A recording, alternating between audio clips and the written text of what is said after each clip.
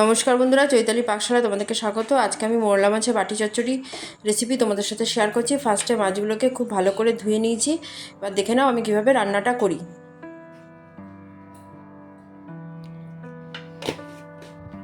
হলুদ দিয়ে দিলাম, হাফ চামচ নুন দিয়ে দিলাম।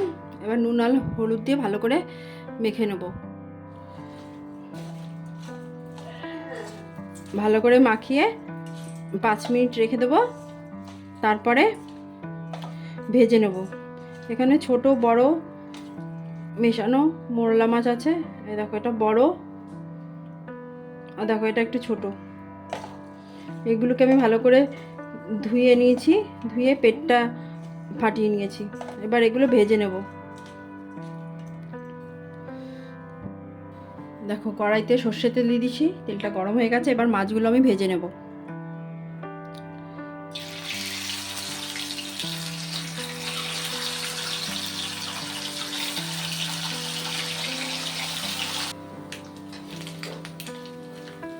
উল্টে দিয়েছি মাছগুলো, উল্টে পাল্টে একটু ভেজে নেব।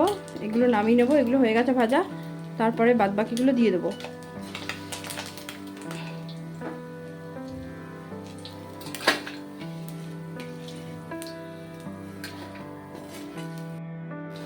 বাদবাকি সব মাছগুলো ভাজা হয়ে গেল। এবার আমি তুলে নিচ্ছি।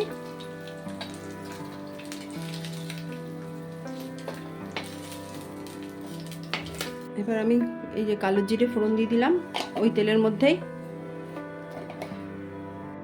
এবার আমি আলুগুলো, এই আলুগুলো কেটে রেখেছিলাম যেরকম করে আলু ভাজা করে, ওই আলুগুলো দিয়ে দিলাম। এখানে আমি 3টে আলু লম্বা লম্বা করে পাতলা পাতলা করে কেটে নিয়েছি। এই আলুগুলোকে আমি পুরো আলু ভাজার মতনই ভেজে নেব। আমি ঢেকে দিচ্ছি, ঢেকে দিলে তাড়াতাড়ি ভাজাটা হয়ে যাবে। ঢেকে দিলাম। এদিকে দেখো টমেটো, 2টো টমেটো বড় সাইজের, আদা আর লঙ্কা আমি এগুলো একসাথে বেটে নেব। ঢাকনাটা তুলে দিচ্ছি, তুলে একটু নাড়ি চাড়িয়ে নেব।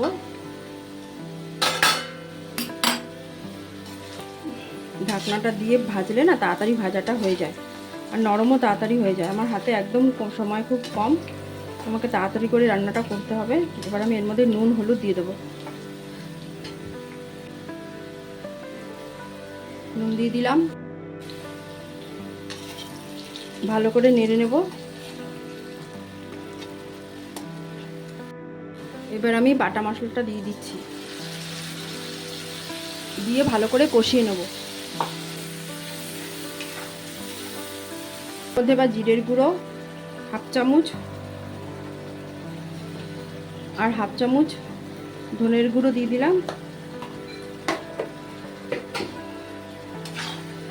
দিয়ে ভালো করে নাড়িয়ে নেব।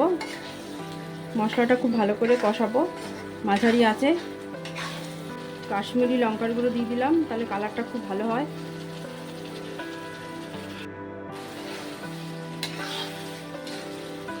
ভালো করে নাড়িয়ে নেব। হলুদটা আমি দিতে ভুলে গেছিলাম, দিয়ে দিলাম হলুদটা।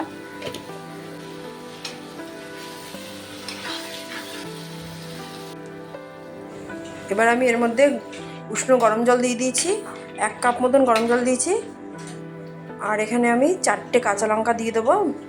বেশি জল দিইনি, কারণ এটা আমি একটু মাখো মাখো রান্না করব। আর নুন দিয়ে দেবো পরিমাণ মতন, দিয়ে খুব ভালো করে নাড়িয়ে নেব। তারপরে ঢেকে রাখবো 5 মিনিট মতন, ঢাকলেই হবে, কেন ভাজতে ভাজতে আলুটা একদম নরম হয়ে গেছিলো। 5 মিনিট পর আমি ফিরে আসলাম।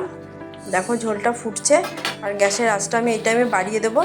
বাড়িয়ে এবার মাছগুলো যেগুলো ভেজে রেখেছিলাম সেগুলো ঝোলের মধ্যে ভালো করে মিশিয়ে দেবো। খুব ভালো করে মেশাতে হবে। আর মাছগুলো কিন্তু নরম হয়, বেশিক্ষণ রাখলে চলবে না। 5 মিনিট মতন মিশিয়ে নিয়ে 5 মিনিট গ্যাসের আঁচটা বাড়িয়ে দিলে ব্যাস রান্নাটা হয়ে যাবে। তোমাদের যদি আমার এই রেসিপিটা ভালো লাগে তোমরা লাইক করো, শেয়ার করো। ব্যাস দেখো আমার রান্নাটা কমপ্লিট। Bye bye.